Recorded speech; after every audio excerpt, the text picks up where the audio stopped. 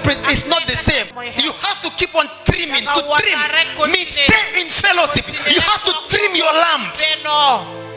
You receive the Holy Spirit only once, but you get filled with the Holy Spirit again and again and again. When the Holy Ghost came on the day of Pentecost and they received the Holy Ghost, that day they were filled with the Holy Ghost. But in chapter 4 verse 31, when they prayed, the Bible said they were filled again with the Holy Ghost.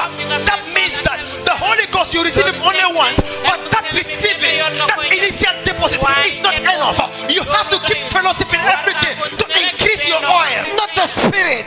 Correct? Not the Spirit. Every time you pray and you spend time with God, you are filled with the Holy Ghost. And the next day you pray, you are refilled with the Holy Ghost. And you pray, you are refilled. So your oil can never diminish. I don't need revival. I don't look for it because my fire is burning and I will keep it burning every day, every hour, keep it burning. Never lose your fire.